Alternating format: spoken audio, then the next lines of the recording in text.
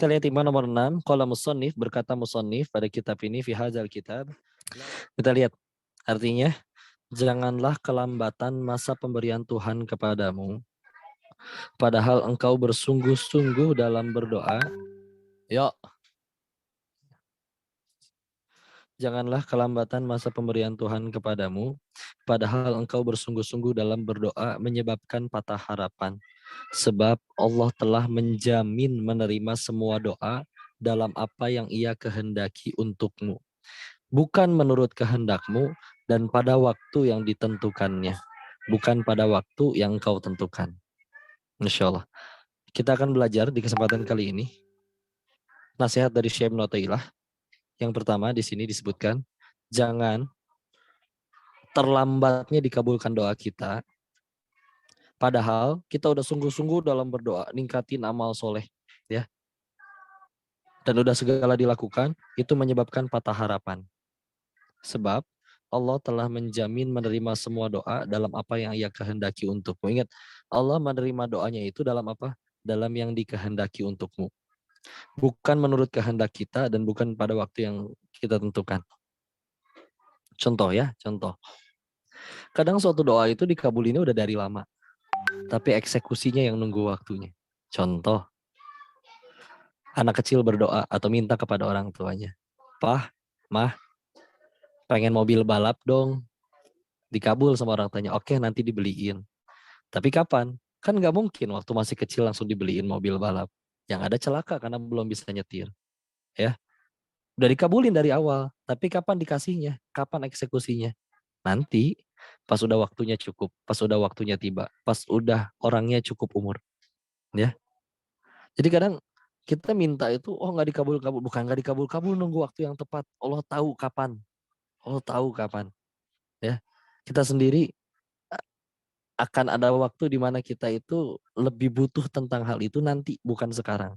Sama seperti kayak misalkan uh, ada orang yang tahu hidupnya itu butuh air, tapi masalahnya sekarang lagi kenyang, ya. Tapi tahu bakal butuh air, ya.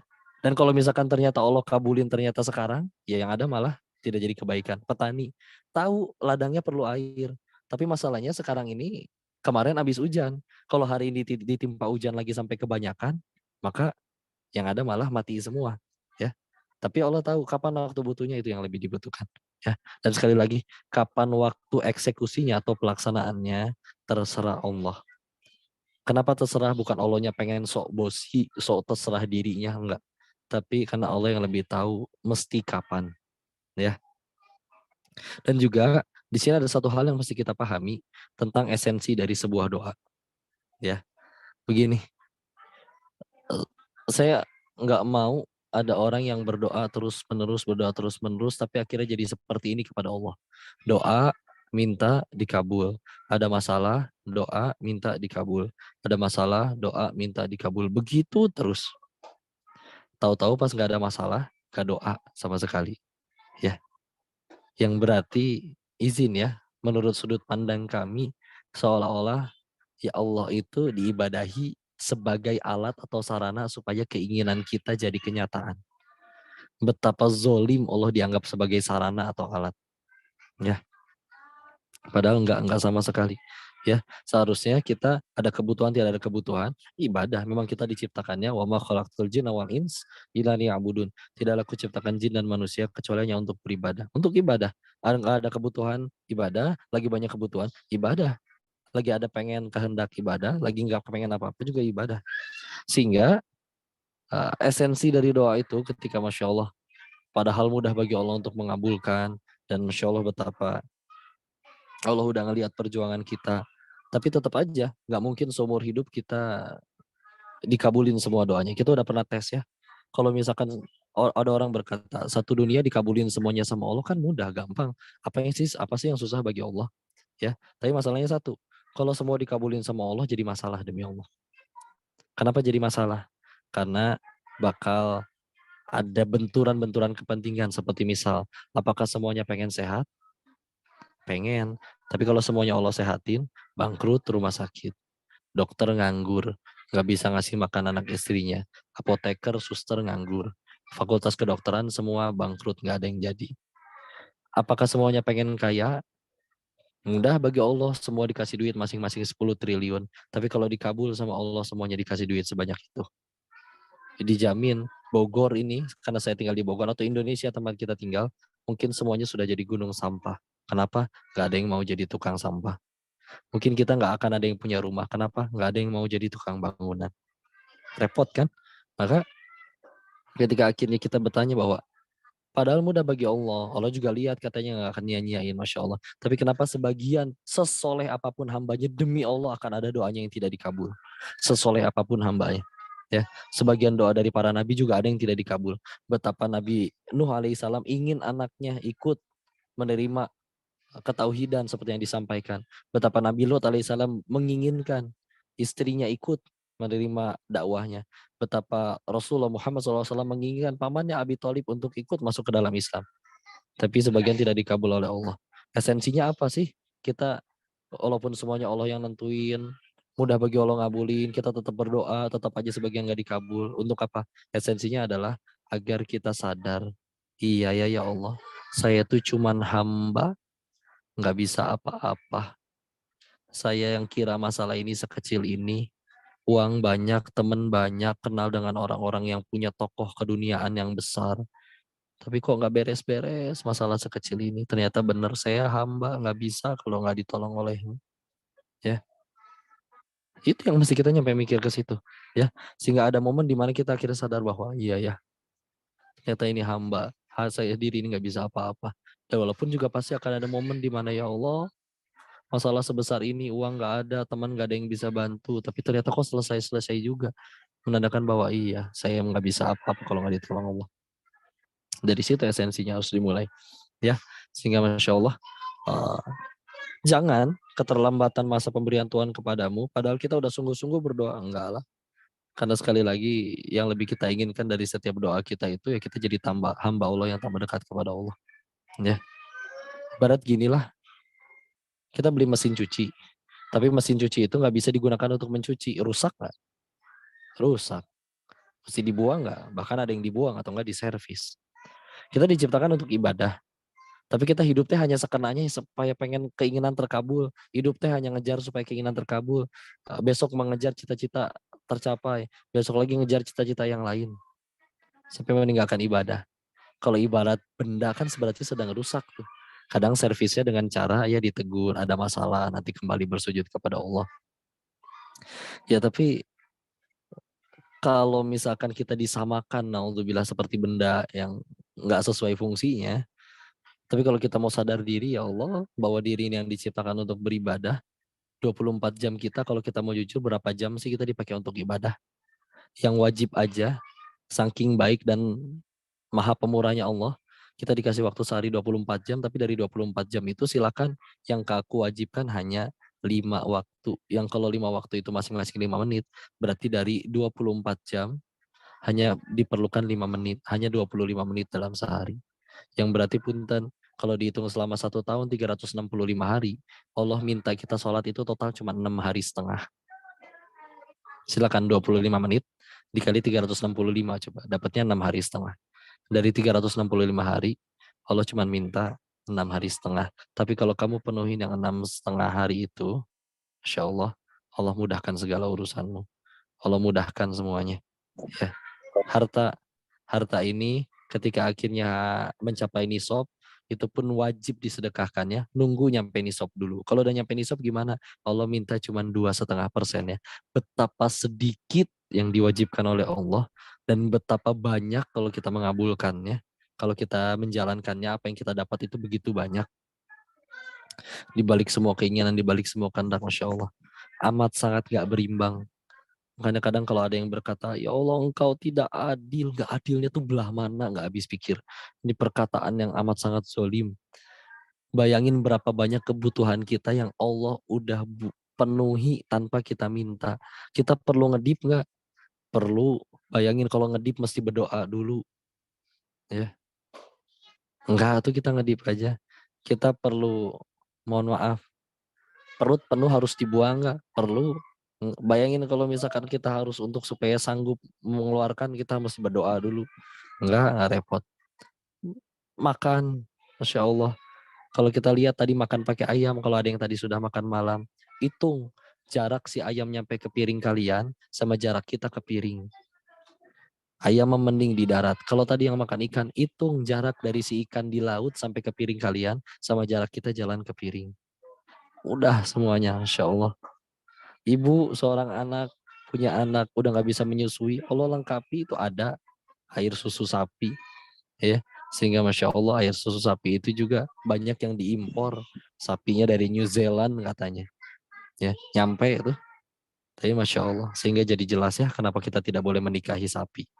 Karena ya bukan karena saudara sepersusuan, karena beda spesies ya. Izin biar nggak tegang. Tapi sekali lagi, janganlah kelambatan masa pemberian Tuhan kepadamu, padahal engkau telah bersungguh-sungguh dalam berdoa menyebabkan patah harapan. Jangan. Selain satu, kata siapa yang kita inginkan itu terbaik untuk kita. Enggak sama sekali. Ya. Selain itu juga, Allah lebih tahu kapan harus dikabulkan doa tersebut. Ya. Sebaiknya seorang hamba yang tidak mengetahui apa yang akan terjadi, mengakui bahwa dirinya tidak tahu. Mengakui bahwa dirinya bukan makhluk yang maha tahu. Sehingga tidak memilih sesuatu yang tampak baginya sepintas kayaknya baik nih. Ya. Padahal dia nggak tahu gimana akibatnya. Ya. Karena itu bila Tuhan yang maha mengetahui lagi bijaksana memilihkan untuknya sesuatu, hendaknya rela dan menerima pilihan Allah yang maha belas kasih lagi mengetahui dan bijaksana itu. Walaupun pada lahirnya pahit dan pedih rasanya, namun itulah yang terbaik baginya. Karena itu bila berdoa, kemudian belum juga tercapai keinginannya, janganlah keburu patah harapan. Ya, Masya Allah.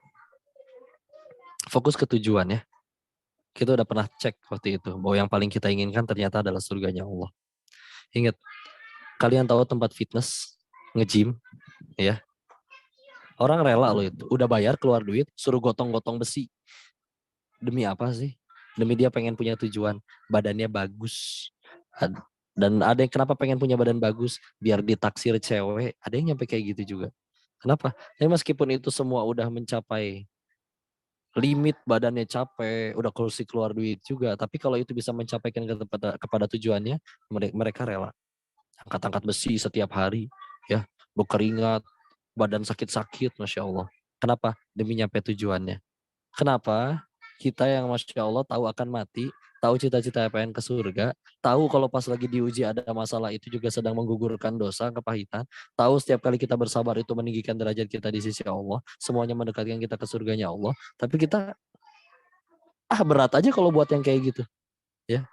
Sehingga satu hal yang harus paling kita tanya adalah, ya Allah, bahwa bisa jadi kita selama ini memang belum pengen surganya Allah, ya. Insya Allah, Allah. Sebentar ya, ada yang ngetok. Izin.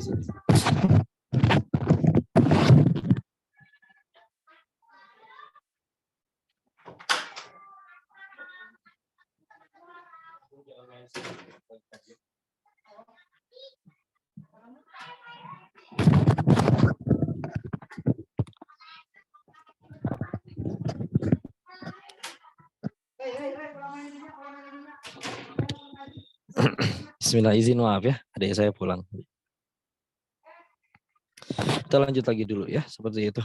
Jadi sebetulnya balik lagi ke arah tujuan sih, tinggal gimana masalahnya kita pengen beribadah.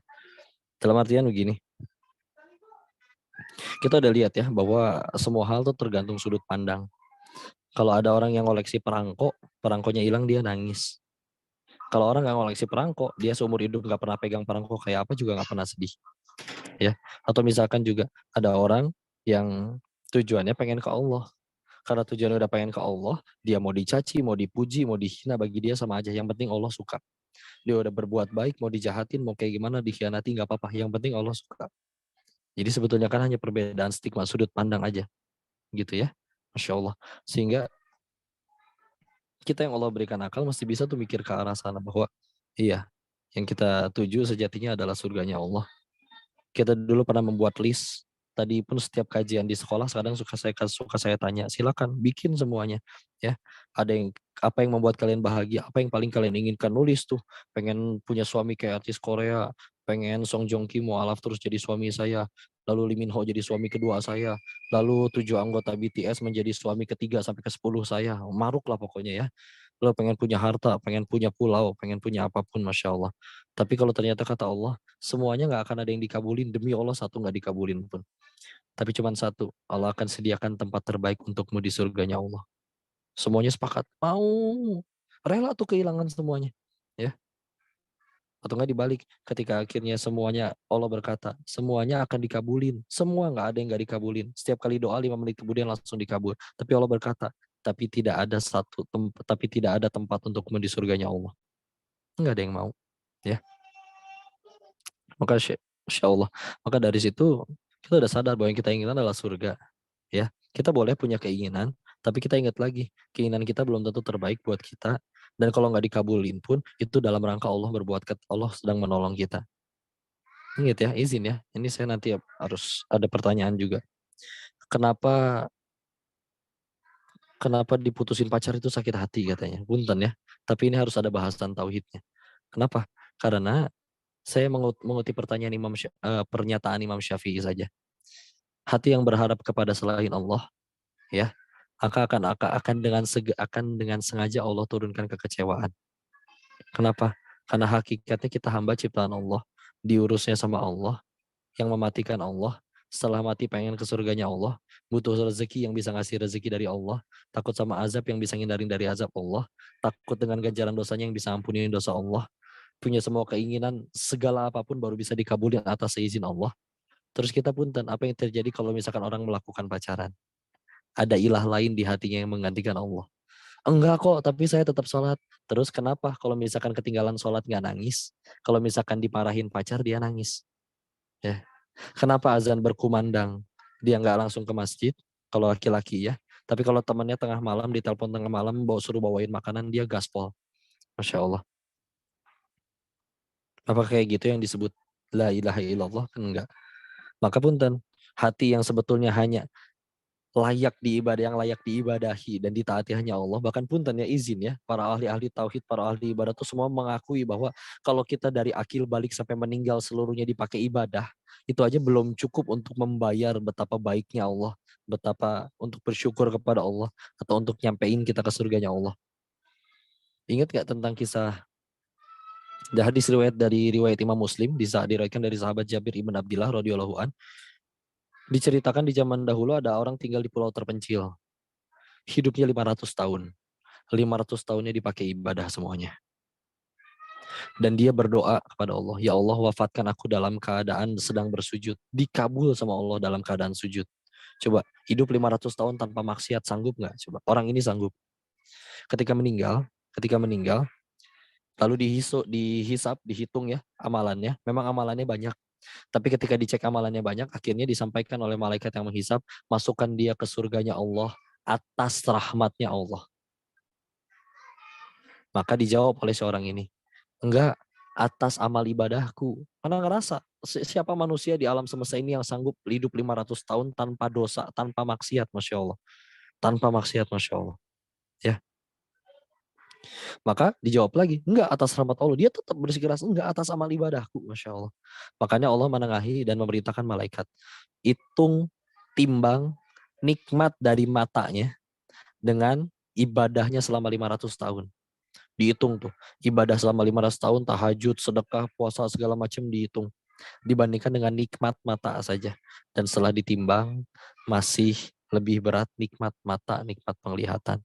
Itu belum dihitung dengan nikmat bisa jalan, nikmat bisa bicara, nikmat bisa berpikir, nikmat makan, nikmat Masya Allah. Sehingga dari situ, orang ini baru sadar dan bahkan ditanya oleh Allah di dalam hadis itu, dijelaskan di hadis yang cukup panjang, saya izin langsung ke artinya, bahwa siapa yang menjadikan di pulau tempat terpencil kamu tinggal, sekelilingnya air laut gak bisa kamu minum, tapi siapa yang membuat di tengah pulau itu ada mata air yang selalu keluar dan gak pernah kering, sehingga engkau gak perlu nyari air kemana-mana. Baru di situ dia menjawab, engkau ya Allah. Siapa yang menjadikan di pulau tersebut ada pohon delima yang setiap hari selalu berbuah, Sedangkan pohon delima seharusnya setahun sekali berbuahnya. Sehingga engkau nggak perlu nyari nafkah, sehingga engkau bisa beribadah tiap hari tanpa terputus. Siapa yang meletakkan itu? Engkau ya Allah. Dari situ Masya Allah, enggak lah. Ibadah kita, iya kita ibadah. Iya kita boleh berharap, ya Allah saya udah sholat, tolong kabulkan doaku. Tapi kalau kita mau jujur, Masya Allah, nggak imbang, brother. Nggak bisa untuk mengejar itu semua. Ya, kebaikan Allahnya terlalu luar biasa soalnya. Enggak, dari situ, Masya Allah. Jangan sampai terlambat doang pemberian Tuhan, pemberian Allah kepada kita, terus kitanya malah kecewa, putus harapan, padahal enggak lah. Ingat, Allah berfirman, Quran surat kedua Al-Baqarah ayat 216, A'udzubillahi minasyaitonirrajim. Bismillahirrahmanirrahim. Wa asa an takrahu syai'an wa huwa khairul lakum wa asa an tuhibbu syai'an wa huwa syarrul lakum. Ya, wallahu ya'lamu wa antum la ta'lamun. Mungkin kamu membenci sesuatu yang padahal itu baik bagimu, ya. Bagi kita nggak suka nih, padahal itu kebaikan buat kita. Atau menurut kita baik, padahal itu jadi keburukan dan Allah nggak suka. Ya, Allah mengetahui sedangkan engkau tidak mengetahui. Ada riwayat dari Abu Hasan Asy'adzili ketika mengartikan ayat. Di Quran ada Quran surat ke-10, surat Yunus ayat 89. Ya, maka di situ Allah berfirman, A'udzubillahi minasyaitonirrajim. Qad ujibat da'watukuma fastaqima wa la tattabi'anni sabilal ladzi la ya'lamu sabilal ladzi la ya'lamuna al-ayah, ya. Quran surat Yunus ayat 89. Artinya apa? Sungguh telah diterima doamu berdua Musa dan Harun alaihissalam. Jadi dulu Nabi Musa dan Nabi Harun pernah berdoa barengan. Ya, berdoa barengan. Yaitu berdoa apa? Supaya dibinasakan Firaun dan tentaranya. Maka hendaknya kamu berdoa tetap istiqomah, sabar dalam melanjutkan perjuangan, dan juga terus berdoa dan jangan mengikuti jejak orang-orang yang tidak mengerti. Maka di tafsiran ayatnya diceritakan bahwa terlaksananya kebinasaan Firaun itu setelah diterima doa itu adalah 40 tahun. Ya. Dalam artian begini, doanya udah 40 tahun. Doanya udah dari 40 tahun yang lalu. Tapi baru terkabul Firaun kalah, itu 40 tahun kemudian. Ya, 40 tahun kemudian. Maka punten ya, apa kabar dengan kita yang yang udah maksiat bertahun-tahun, hijrahnya baru 3 bulan. Terus berkata, percuma doa nggak dikabul-kabul. Hey brother, jangan suka bicara adil-adilan kalau misalkan kita ternyata belum sanggup adil, Masya Allah ya. Kita maksiat misalkan udah berapa tahun dari akil balik, berapa kali ninggalin sholat, berapa kali ngelakuin apa, hijrah nih ceritanya. Oke, udah beberapa bulan, 6 bulan, 3 bulan, 6 bulan, misalkan ya. Doa nggak dikabul-kabul, terus kepikiran dalam hati. Ya Allah, percuma lah, Masya Allah. Maka Masya Allah. Enggak, ini Nabi loh yang berdoa. Nabi Musa sama Nabi Harun. Dua Nabi join, barengan, doa. Tapi kita baca tafsiran surat Yunus ayat 89 tadi. Dikabulnya 40 tahun kemudian. Ya. Ada yang nanya apa makna punten? Punten teh permisi ya, Masya Allah.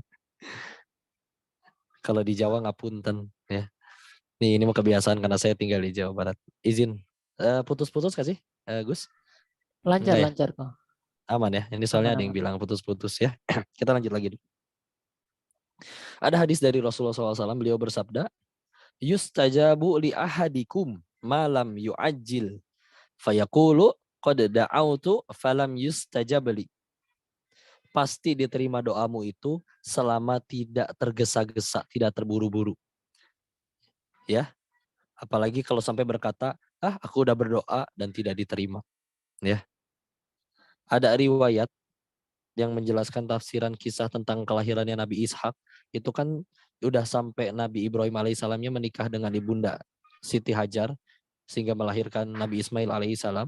Tapi akhirnya kan ibunda yang pertama, istri beliau yang pertama Siti Sarah, itu kan akhirnya punya anak juga yaitu Nabi Ishak alaihissalam. Ya, itu disebutkan ada di salah satu tafsiran yang kami baca. Ini di kitab Al-Hikam juga nanti ketemu di tafsiran yang lain. Seingat saya di Buya Hamka, tafsirnya dari tafsir Al-Azhar karya Buya Hamka juga disebutkan bahwa salah satunya adalah karena ada perasaan di dalam hati yang merasa bahwa apa iya sih aku bakal dikabul? Kita sudah sama-sama renta dan juga sudah divonis mandul misal. Jadi ada perasaan ragu bahwa Allah sanggup ngelakuin itu, mengabulkan itu, itulah juga yang menunda kita. Doanya nggak dikabul-kabul. Ya, kan Masya Allah. Jangan pernah ada keraguan ya. Jangan pernah ada keraguan. Ini diriwayatkan dari Anas radhiyallahu an. Ini Anas bin Malik ya, khadimnya Rasulullah. Disebutkan, tiada seorang berdoa melainkan pasti diterima Allah doanya, atau dihindarkan daripadanya bahaya, atau diampunkan sebagian dosanya, selama ia tidak berdoa untuk sesuatu yang berdosa atau untuk memutuskan hubungan famili. Disebutkan gitu ya, bahwa tadi kita selagi doanya baik, kitanya dalam ketaatan, doa itu pilihannya cuma 3. 1, dikabul. Kalau nggak dikabul gimana kok? Maka dihindarkan daripadanya bahaya yang mungkin harusnya keserempet atau jatuh atau gimana. Maka ini jadi tertolong. Dan juga yang ketiga pilihannya akan diampunkan sebagian dari dosa-dosanya. Ya, doanya pengen kaya, doanya pengen bisa umroh, doanya pengen lulus kuliah, tapi belum terkabul nih, belum lulus. Doa minta toko rame, belum rame nih tokonya. Ya, tapi Masya Allah, itu bisa malah pilihannya 3 tadi, malah bisa jadi dihapuskan dosa, Masya Allah. Ya, maka Masya Allah. Dari sini kita mesti mulai meyakini bahwa nggak ada kezoliman bagi Allah pada diri kita. Bahkan ketahuilah, ketika tadi kita membahas bahwa kok sakit hati diputusin pacar misalkan. Terus tadi disebutkan, karena tidak sengaja, baik sengaja atau tidak sengaja, karena kitanya telah mendoakan Allah. Kita menomorsatukan Allah luar biasa. Ucapan dia adalah segalanya. Sedihku adalah sedihnya, bahagiaku adalah bahagianya. Padahal punten ya, hamba tuh bisa apa? Jangankan si pacar, satu dunia bersatu pengen, yuk satu dunia yuk bekerja sama, yuk nganterin si Koko ke surganya Allah. Tenang kok Denis, kita anterin kamu dipastikan kamu nyampe surga. Kata yang punya surga nggak bisa, nggak boleh, nggak akan bisa. Padahal seluruh dunia bersatu. Seluruh dunia bersatu, seluruh jin dan manusia ingin mengantarkan sebutir beras aja kepada kita. Allah nggak kasih izin, demi Allah nggak akan nyampe. Ya, izin.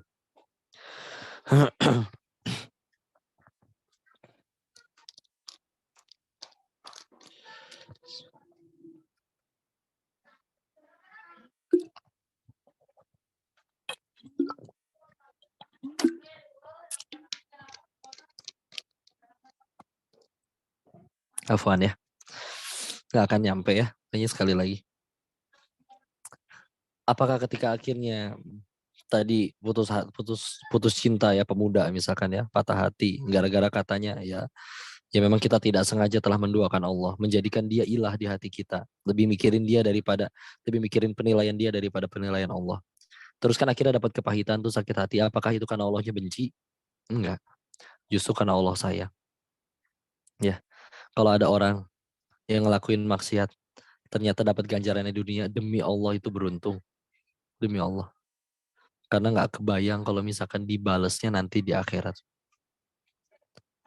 Emang seperti apa kok sepahit-pahit seringan-ringannya ujian di neraka, ke apa hukuman di neraka.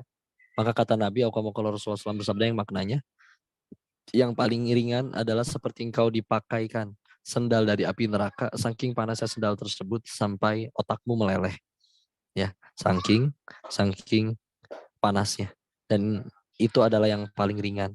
Di dunia punten ya, suami nikah lagi tanpa bilang-bilang, mohon maaf lah ya, nggak nikah lah, berzina, punya simpenan, ya, harta kita, emas kawin semua dijual misal gitu ya, anak cucu semua ditinggalin demi naudzubillah pelakor misalkan kayak gitu, ya, sepahit-pahitnya punten, iya nangis, berat, pedih, enggak tuh, naudzubillah. Saya pernah ngelihat orang-orang yang mengalami hal seperti itu, tapi nangisnya nggak menderita sambil dibakar, nangisnya di dalam mobil BMW.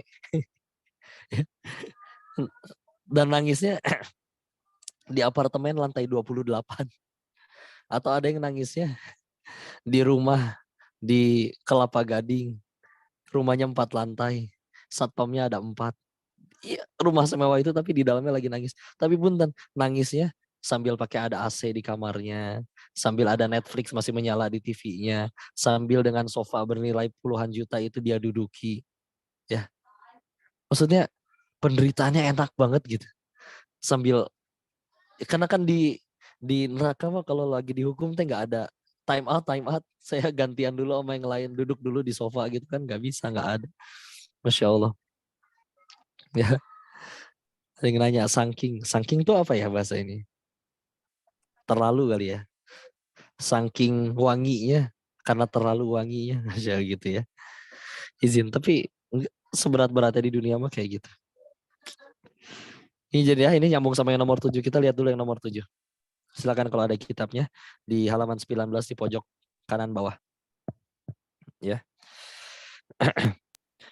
Qala musannif fi hadzal kitab, berkata musannif penulis kitab ini pada kitab ini, la yushakkikannaka fil wa'di adamu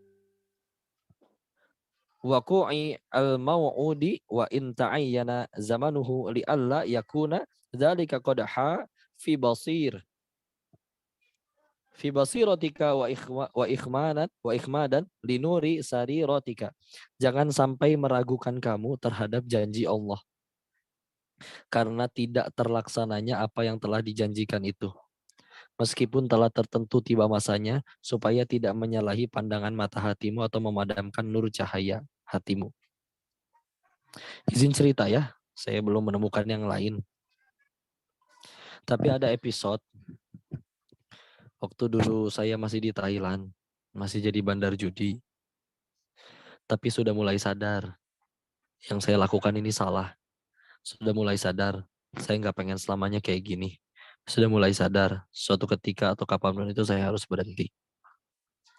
Waktu saya masih berprofesi sebagai bandar judi, bahkan waktu itu juga jadi rentenir, dan sudah mulai sadar, karena sudah mulai sadar akhirnya saya memutuskan udah mesti harus sholat lagi, karena memang waktu itu di waktu itu sudah tahu Islam, sudah kenal Islam, ya sudah harus sholat lagi. Maka akhirnya mulai sholat lagi, bahkan nyampe nyari masjid. Saya waktu itu tinggal di Thailand di Provinsi Sakyau, kota arahnya Pratet, orang nyebutnya Poipet, perbatasan Thailand dengan Kamboja. Kalau kita mendarat di Bangkok, maka masih perjalanan 3 jam lagi ke arah timur, perbatasan Thailand dengan Kamboja. Itu daerah tanpa hukum, yang isinya cuma diskotik dan kasino doang. Ya, maka kasino saya di situ dulu waktu itu, dan nyari gimana caranya pengen ketemu masjid. Googling, tanya ke penduduk sekitar, ketemulah. Dan itu adanya di Kambojanya, bukan di Thailandnya. Jadi kudu stempel paspor dulu kalau pengen sholat berjamaah di masjid. Ya, berangkatlah ke sana. Ya, mulai ikut sholat lagi di masjid di Kamboja itu. Khotbah Jumat gak ngerti pakai bahasa Kamboja, Masya Allah. Dan singkat cerita, akhirnya sudah mulai sholat gitu ceritanya ya. Dan tapi saya waktu itu di November 2016, ingat saya, dapat komisi tambahan di luar gaji yang pokoknya dari yang sebulan ratusan juta ini dapat bonus dadakan. Saya ingat jumlahnya nominalnya 79 juta berapa gitu. Pokoknya 80 jutaan. 80 juta kurang dikit. Ya. Pengen saya tabung rencananya untuk jadi bisnis yang lain atau apa. Saya biasanya saya gulungin, kalau ditabung itu saya pisahin rekening. Kalau misalnya udah masuk rekening yang lain itu, kalau udah masuk rekening situ cuman boleh keluar dari rekening itu hanya untuk satu alasan, yaitu jadi duit yang lebih banyak. Kalau nggak jadi duit yang lebih banyak, saya lapar pun saya nggak akan mau pakai duit itu. Jadi benar-benar ngegulung duit. Akhirnya dapat 2 tawaran. Satu, ada orang pengen minjem duit 50 juta. Ada gitu, karena dia tahu saya biasa ngebungain duit, naudzubillah. Maka setelah dia udah dihitung, dia akan cicil selama setahun. Yang kalau setelah setahun 50 juta itu setelah setahun akan jadi 60 juta. Saya dapat bunga 10 juta dari 50 juta itu selama setahun. Maka oke, dialokasikan ke situ. Saya transfer dulu karena saya beda rekening, dia ke BCA ya. Jadi maksimal sehari cuma bisa 25 juta, transfer dulu 25. Besoknya ada lagi tawaran, yaitu ada info dari ibu saya di Bogor bahwa ada orang mau gade mobil, minta R3, terus mintanya 30 juta. Pas tuh, keluar 80 juta, 50 untuk yang direntenirin, 30 juta untuk yang rental mobil. Dulu saya nerima rental mobil, punya rental mobil. Jadi sistemnya kalau rental tidak saya bungain, tapi saya pakai. Ya, saya pakai dan saya sewa-sewain. Sehingga nanti setelah 2 bulan ditebus 30 jutanya utuh, saya udah dapat uang dari rental sehari 350, 400 gitu ya. Jadi udah dapat keuntungan dari situ. Seolah menggiurkan nih uang bakal tambah banyak. Tapi ternyata ada pertolongan Allah yang waktu itu saya perlu waktu lama, udah nyampe hijrah, udah nyampe pulang di Indonesia lagi baru tahu bahwa itu adalah pertolongan Allah. Apa yang terjadi? Besoknya si orang yang tadi pengen utang 50 juta, 25 jutanya saya transfer lagi. Udah dipakai aja. Saya konfirmasi, saya waktu itu masih zaman BBM, di BBM ke dia. Tapi kok nggak nyampe-nyampe ya? Nggak nyampe-nyampe. Ya udah akhirnya main ke kantornya. Main ke kantornya, info yang pertama didapat dari orang-orang di kantornya adalah nggak usah sebut namanya ya. Lu tahu nggak sih itu? Kenapa emang sih itu? Iya, dia kabur, minggat, nggak bawa baju, nggak bawa apa, cuma pakai bawa badan sama paspor, sama baju yang nempel di badan. Minggat gimana maksud lu? Iya, dia lagi KO, kena utang judi ratusan juta, ya. Sekarang kabur tuh entah kemana, ninggalin kantor, ninggalin apa. Serius lu yang bener aja. Iya, kenapa emang? Sepantesan semalam dia minjem duit ke gua gocap tiau bro, 50 juta. Insya Allah. Terus, waktu itu sih belum ngomong Masya Allah ya, masih ngaco soalnya. Ya jadi baru aja gua transfer sisa 25 jutanya tadi. Terus itu berarti orangnya kemana? Udah bisa dihubungin, udah hilang entah kemana. 50 juta itu udah hilang. Ya, itu satu hilang.